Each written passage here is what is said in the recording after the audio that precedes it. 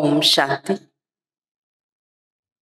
3 March 2023 சிவபாபானுடைய இனிமையான மகா வாக்கியம். சாக்கார முரளி பாப்தாதா மதுபன். முரளியின் கேள்வி பதில்கள். முதல் கேள்வி, சிவன் யார்? அவர் எப்பொழுது வருகிறார்? பாபா சொல்றார், சிவன் பதீத பாவனர், தூய்மையற்றவர்களை தூய்மையாக ஆக்கக்கூடியவர். அல்ல, சிவன் யாரு? பதீத பாவனர். இந்த முழு உலகம் தூய்மையற்ற நிலை ஆகும் பொழுது நான் வரவேண்டி உள்ளது. இந்த முழு உலகம் பதீத நிலைக்கு போகும்போதுதான் நான் வர வேண்டியதாக இருக்கு. இரண்டாவது கேள்வி, மாயை எப்படி வருகிறது?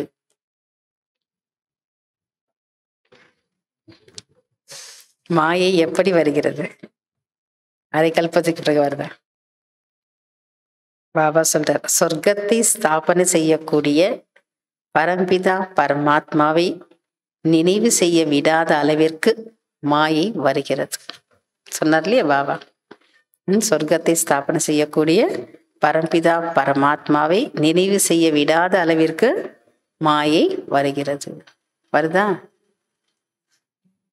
அப்ப எப்படி அதை ஜெயிக்கிறோம் பார்த்தோம். மூணாவது கேள்வி, பாபா யாராக இருக்கிறார்? அவர் நம்மை எப்படி மாற்றுகிறார்?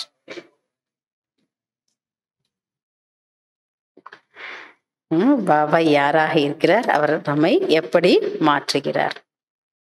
பாபா அழகான வழிபோக்கராக அல்லது வழிபோக்கன் ஆவார். நம்மை அழகானவர்களாக ஆக்கக்கூடியவர் அவர்தான் இல்லையா? ரொம்ப நமக்கு என்ன பண்றாரு? ரொம்ப அழகான ஒரு இளவரசியாக ஆக்குறார். ஏன்னா அவர் எப்படியாப்பட்டவர்? ரொம்ப அழகானவர் பாபா. அதனால நம்மள என்ன பண்றாரா? அழகானவர்களாக ஆக்கி விடுகிறார். நாலாவது கேள்வி, யார் சகஜ முயற்சியாளர்கள்?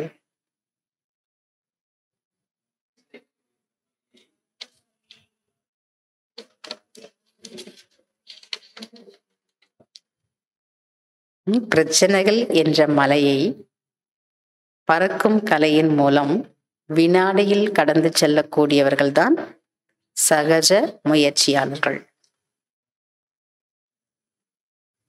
பிரச்சனை என்ற மலையை பறக்கும் கலையின் மூலம் வினாடியில் கடந்து செல்லக்கூடியவர்கள் தான் சகஜ முயற்சியாளர்கள். அஞ்சாவது, உதாரண மூர்த்தி யார்? யார் உதாரணமூர்த்தி?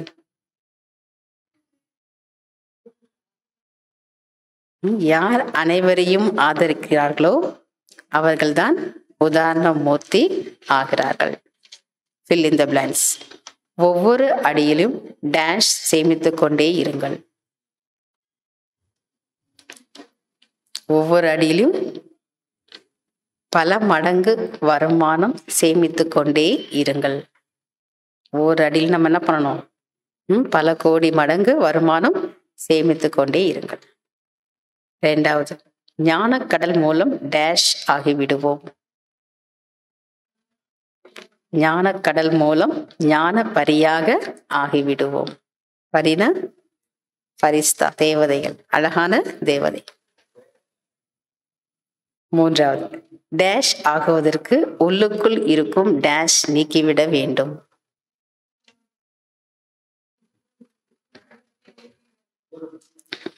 உயர்ந்தவர்களாக ஆகுவதற்கு உள்ளுக்குள் இருக்கும் பூதங்களை நீக்கிவிட வேண்டும்.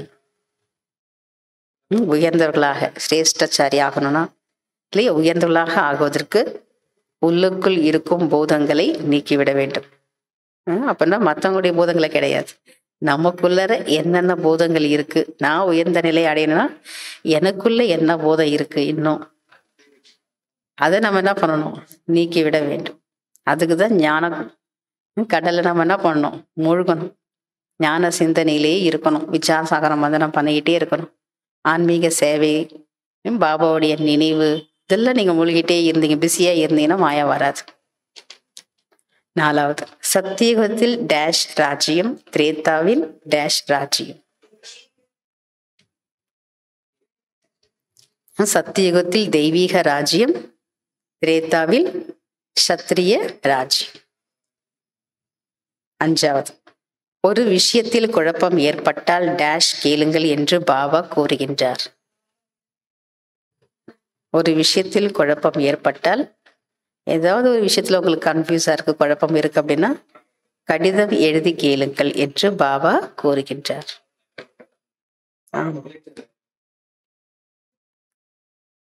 ஓம் சாந்தி. தேங்க்யூ பாபா.